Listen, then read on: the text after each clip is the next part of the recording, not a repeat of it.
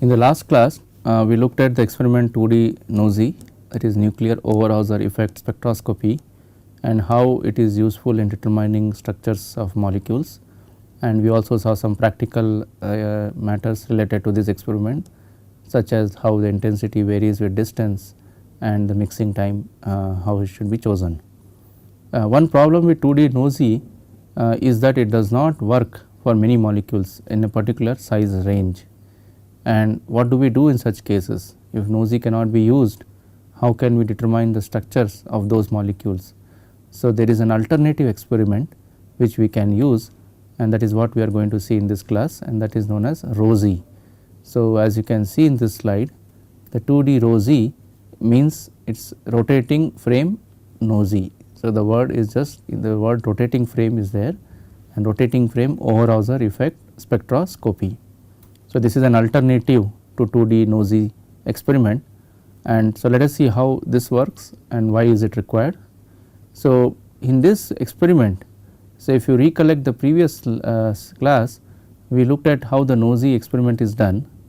That is done by applying 3 pulses. So, what one was 90-degree pulse, then we had T1 evolution, then we applied one more 90-degree pulse, brought the magnetization to minus Z, and then during the mixing period it was allowed to interact with the another spin, and after this transfer the second spin was detected by applying one more 90-degree pulse, and then it evolved.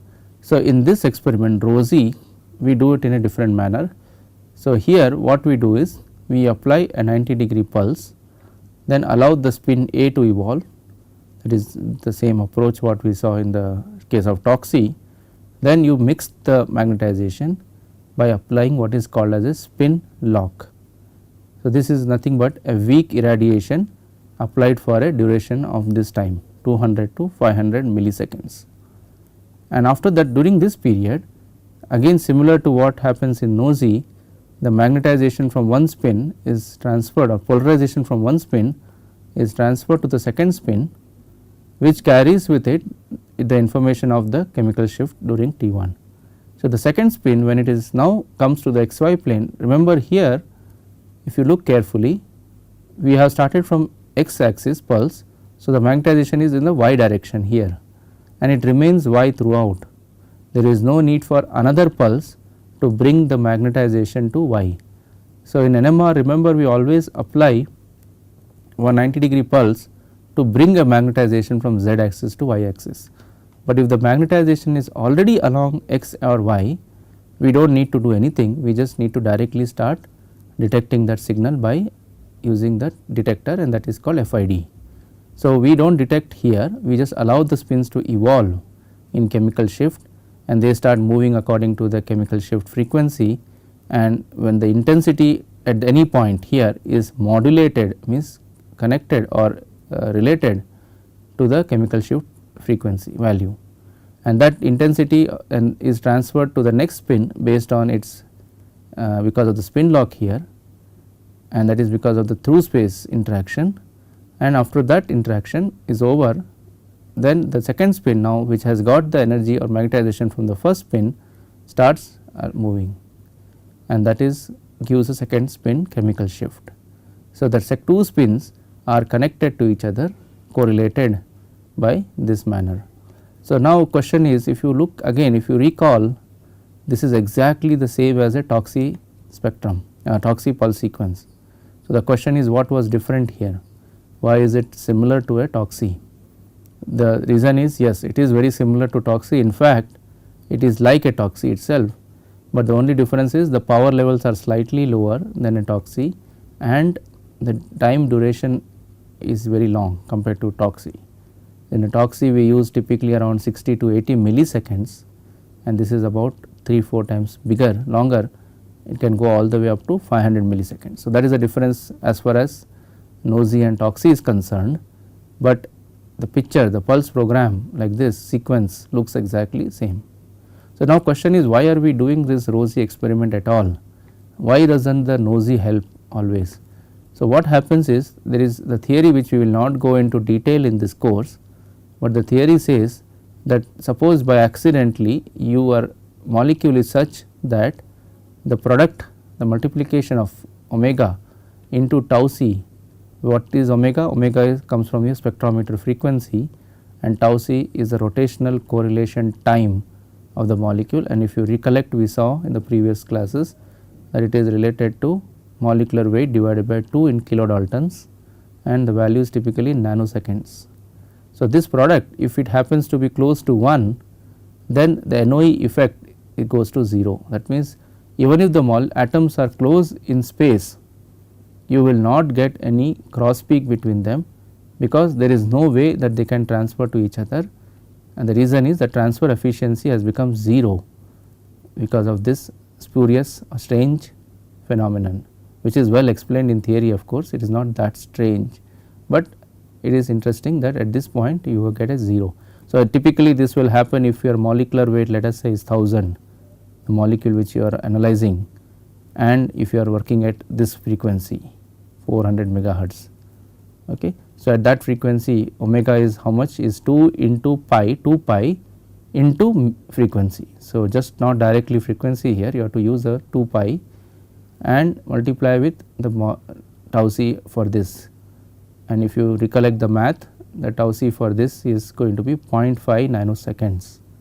So, 0.5 nanoseconds into 2 into pi into 400, if you calculate at room temperature. So, remember this is a very important point, because our temperature matters here. We saw that earlier, that if tau c temperature goes up, the tau c changes, and temperature goes down, the tau c will change. So, based on this at temperature, you will see that for this particular case you may get around 1.2, and that means the efficiency of NOESY for this molecule at that frequency at that temperature is not very good. So, if you are forced to work at under those conditions, those spectrometer and that molecule, you will have to try an alternative experiment, and that is why we use ROSY. So, ROSY is, the information wise, is very similar or same as NOESY, which means that similar to NOESY, the intensity of the cross peaks is proportional or inversely proportional to the r to the power 6, where r is the distance between two atoms. So, similar to what we do in NOESY, we choose a mixing time and we look at the intensity, we measure or calculate the intensity of the cross peaks from the spectrum, and based on that we calculate the distance. So, for example, 1000, if you say one more thing, if we look at it, a typical amino acid residue in a protein, an amino acid is typically, we say the average is 100 or 110. So, that means this will correspond to a 9 amino acid protein peptide. So, if your peptide is 9-10 amino acids, and if you are working at 400 megahertz at room temperature, then there is highly likely that you will not get a good NOESY or maybe nothing at all. So, therefore, you should use this experiment. So, that means if how will the spectrum look if the NOESY effect is 0? So, if you think about it, so imagine that in the experiment which we saw in the last class, you have we expect a transfer of polarization from spin A to spin B, but if spin A does not transfer completely to B, what we saw is we get what is called as diagonal peak. A diagonal peak is a peak which comes because of incomplete magnetization transfer. So, therefore, if you have a 0 transfer, nothing is transferred. So, all the peaks will be in the diagonal, because nothing is transferred to anything else. So, therefore, in your NOESY spectrum, if you see at just only a diagonal peak and you do not see any cross peak, it means that your problem is because of this particular reason. Okay. So, therefore, one should now concentrate, look at either change the magnetic field, or that means I should go to, let us say, 600 megahertz if I have in my laboratory, or you change the temperature, because remember temperature also will help you to come out of this condition. By changing the temperature will affect the tau c, or you must basically look at some other molecular weight.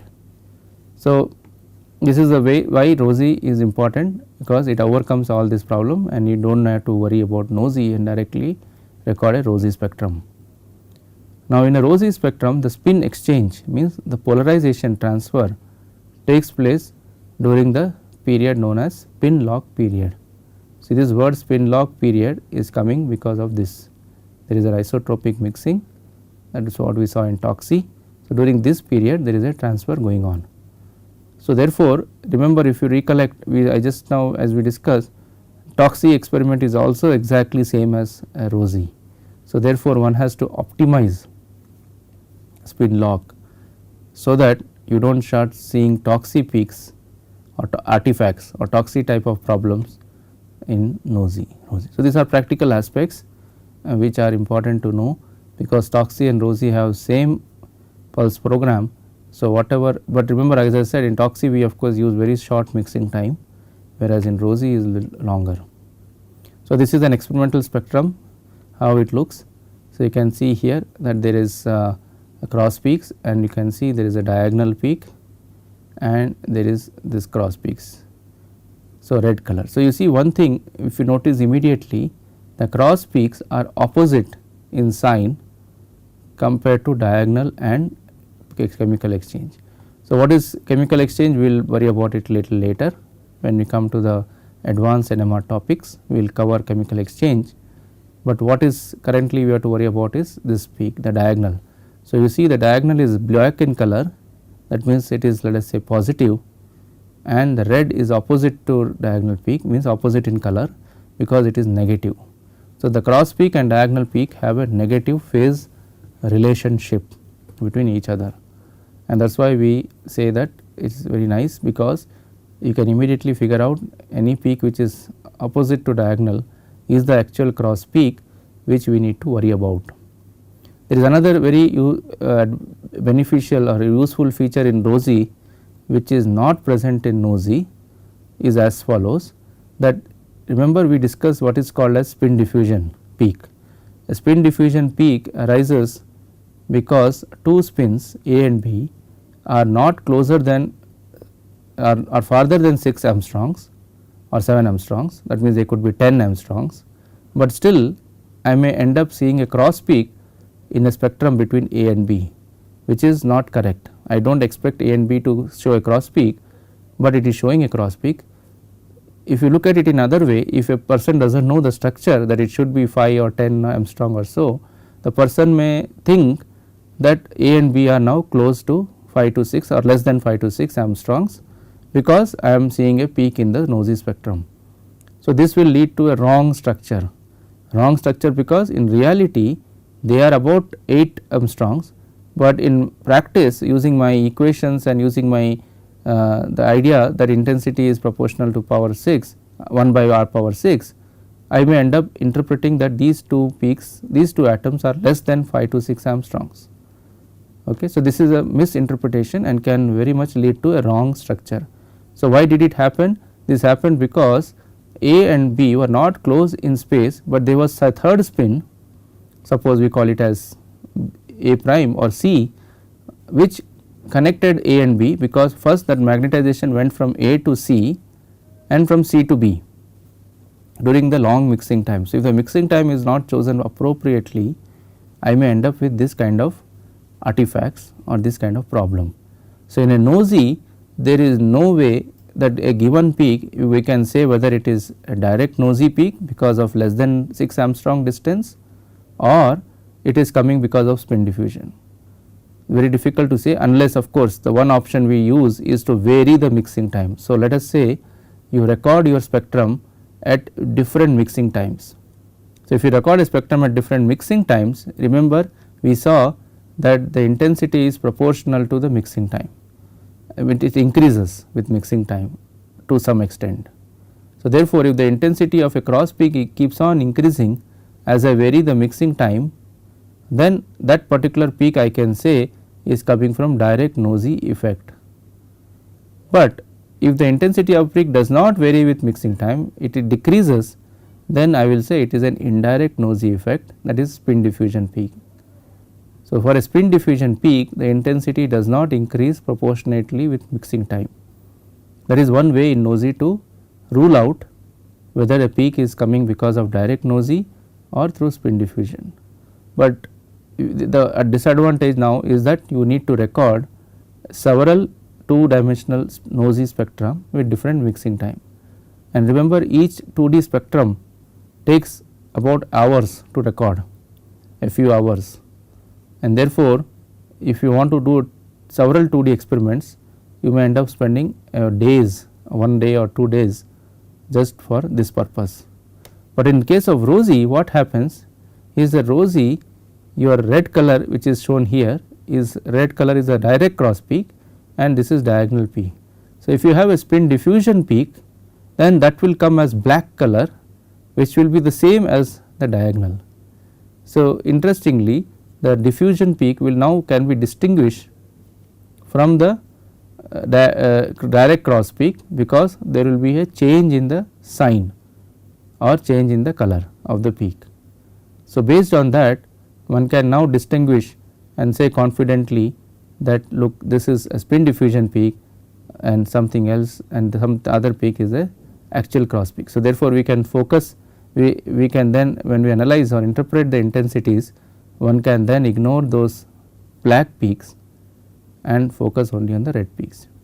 So, this is one way to look at spin diffusion, but of course, there is another thing in rosy is that exchange peak, that and also in nosy, an exchange peak happens also in nosy. So, nosy and nosy both show a very interesting feature, which is a very important dynamics information in many systems in chemistry.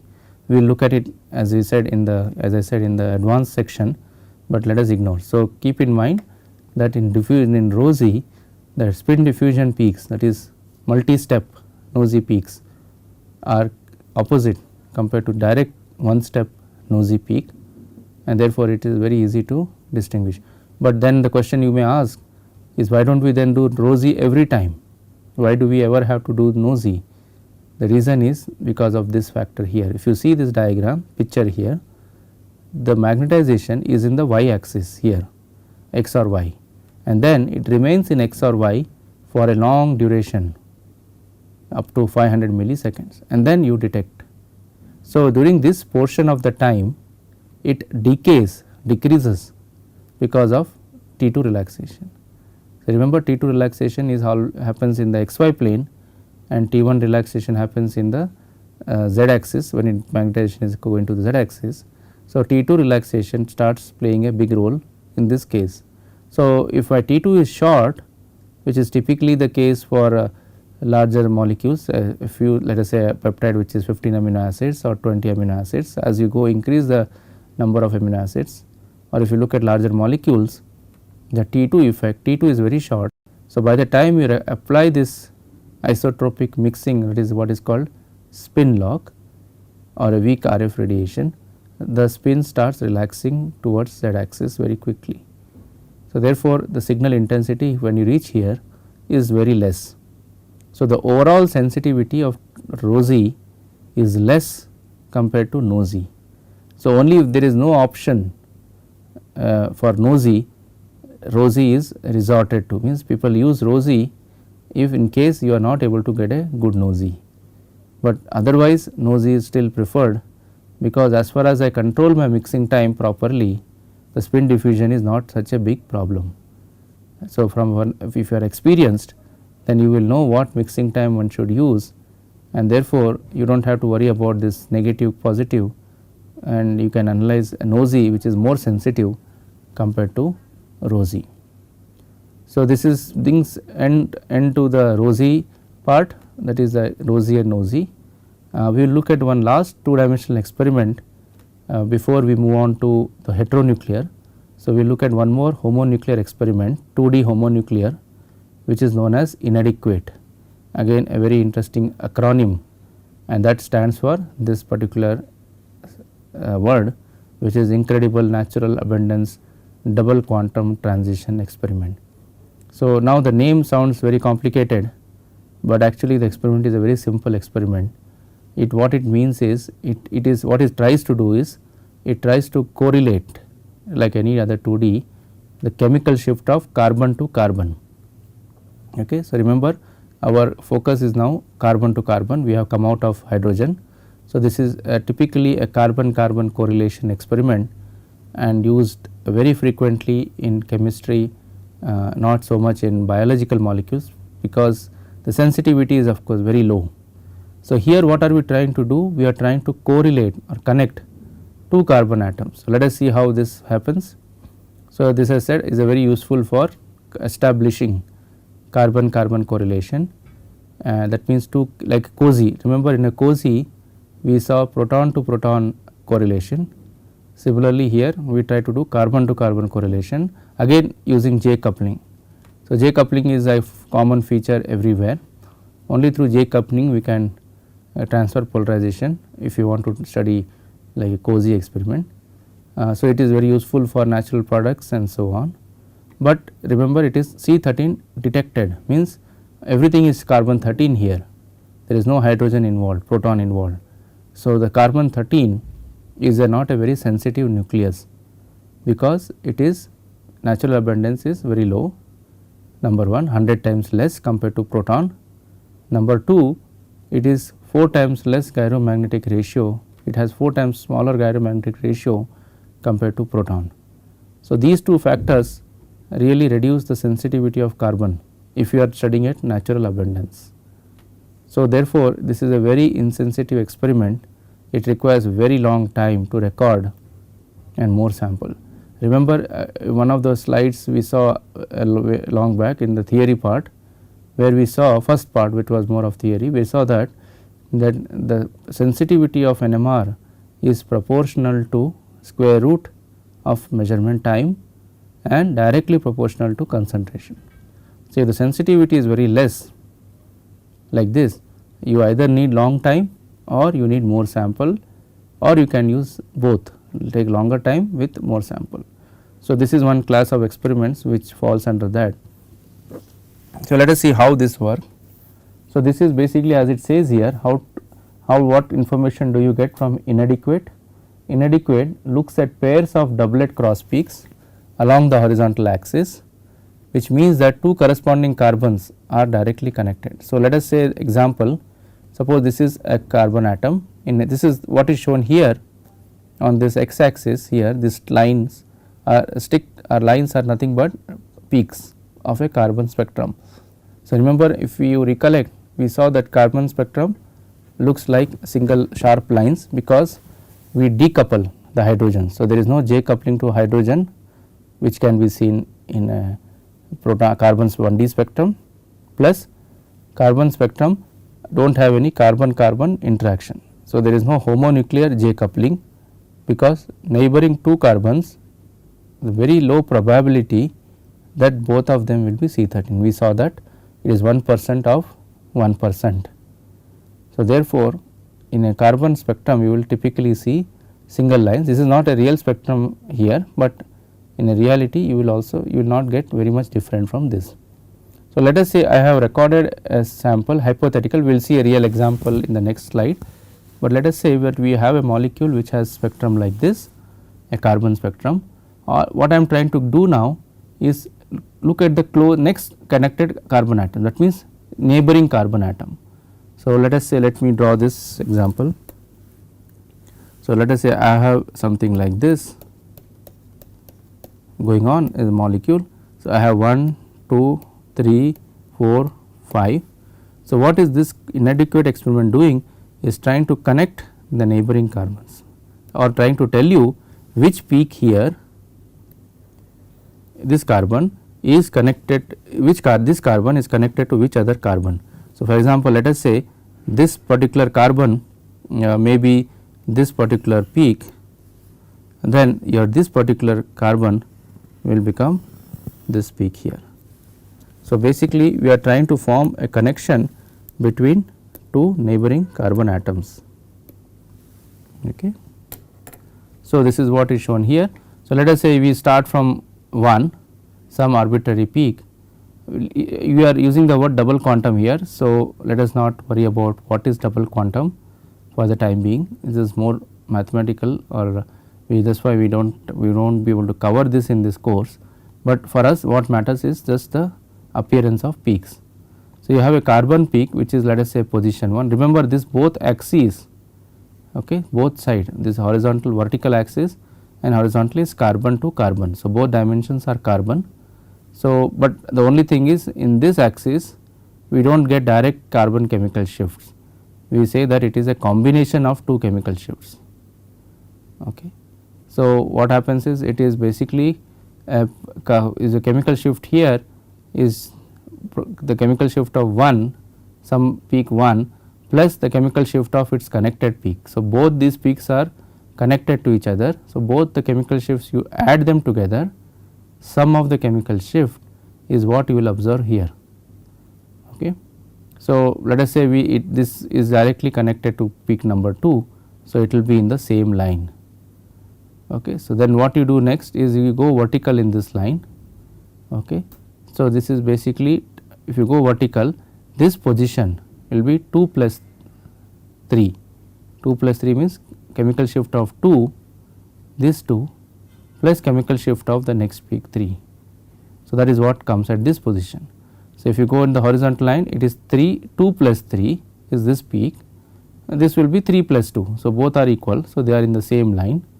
So, 3 plus 2 comes here, but 3 plus 4 comes in the vertical, because I have to add, this is 3 and I have to add a chemical shift 4.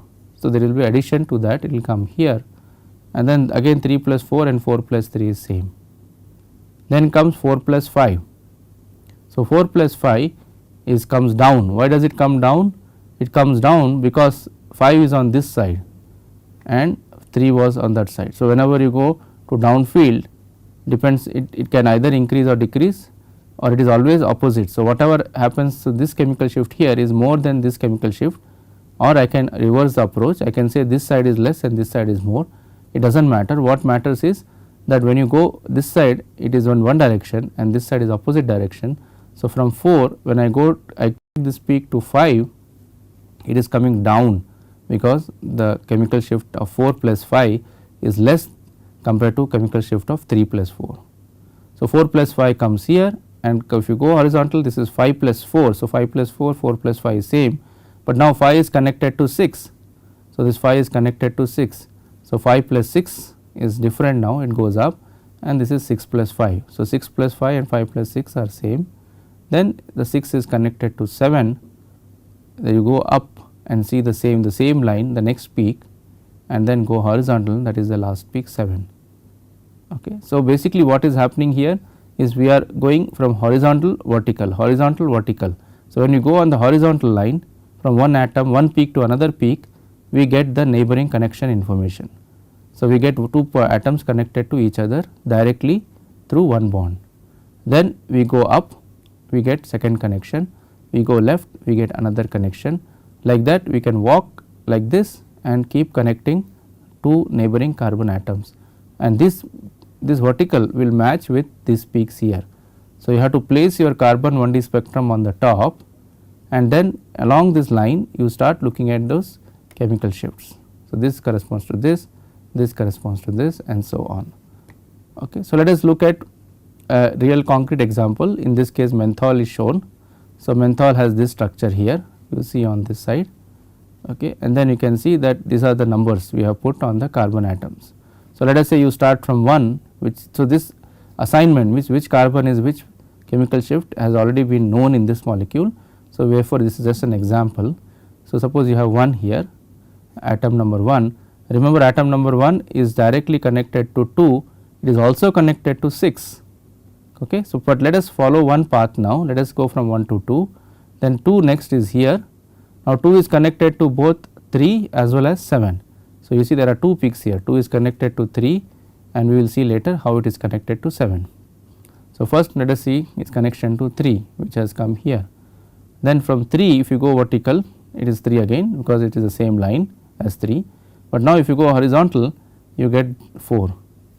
Then you go again vertical along 4 to remain on 4, but next horizontal gives 5. Then you go along vertical to get 5, and then gives you 10. Remember 5 to 10. So, we have completed one path. So, along 10 you do not see any vertical. If you see carefully, along 10 I do not see any other peak. So, therefore, 10 is the last atom. So, it is stops there. Okay. So, it is like a train moving from one station to another station, and it stops at the last station. Now, this was one pathway, means one direction. Now, I can also go via 1 to 6 to 5 to 10.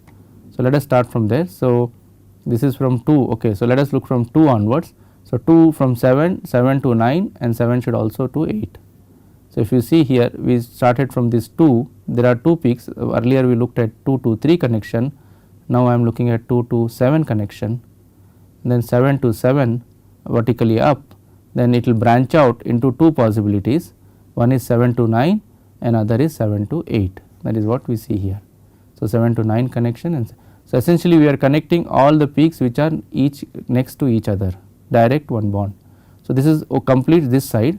Now, we are still left with 1 to 6 this pathway which we did not see. So, that what is comes here. So, we start from 1 again, remember 1 we had 2 peaks, one was this pathway, other is now this pathway 1 to 6, then 6 we go vertically up, you get this peak which is again 6 only because we are in the line of 6, but then if you go horizontal here it is a connection from 6 to 5, 6 to 5, and then now I expect 5 to 10. So, first I will go vertically on 5 and see wherever 5 is there. So, I can see that there is 5 here and then sorry we see a 5 here from here to here and then 5 to 10. So, 5 to 10 pathway is common. So, this 5 to this 5 to this 10 is same and this 5 to this 5 to this 10 is same. So, because 5 10 is finally a single connection, whether you come like this or you come from other side, there is no distinction. So, this is how this inadequate experiment works. Again, if it is we will look at the application of this later on in a real system where we will use this to calculate or we will use this to get the connection information. So, we will now this brings actually to the end of all 2D experiments that we have looked at, and we will just quickly summarize. So, what we looked at is homonuclear 2D experiments. So, we saw that the simplest experiment is 2D cozy, which helps us to get information between 2 protons which are directly J coupled to each other. Usually that is coupling is either 2 bonds or 3 bonds, and in literature in textbooks you will see many variants of 2D cozy. The very important covariant is called 2D DQF cozy, double quantum filtered, which is exactly same or same information as cozy, but is much better than cozy. So, normally nowadays people do not do 2D cozy as such, they do what is called DQF cozy. Information wise they are same, but the problem is 2D DQF cozy is not sensitive, it is less sensitive. This is similar to like rosy and nosy which we saw, depending on the sensitivity you can choose. TOCSY is a very important experiment. We saw that it gives all the information about a spin system, which is very useful. The spin system was we saw is a network of coupled spin, means which are coupled to each at least one neighboring spin. And for structured determination we saw the important experiment of 2D nosy, where all protons which come close in space within 5 to 6 angstroms will show chemical shift correlation. And interestingly, as I said, just a mere presence of a cross peak between 2 atoms tells us that they are less than 6 angstroms. So, just a presence is enough to give some distance information. And then we saw that in the case of rosy, nosy does not work many times depending on your molecule and spectrometer frequency, and in such cases we have to use rosy. So, this brings us to the end of 2D homonuclear NMR experiments. Now, we will move on to heteronuclear 2D experiments, that is where we see chemical shift correlation between carbon and proton, and then that will be in the next week, and when we will see how these two homonuclear and heteronuclear together can be combined to get a complete structure determination of molecules.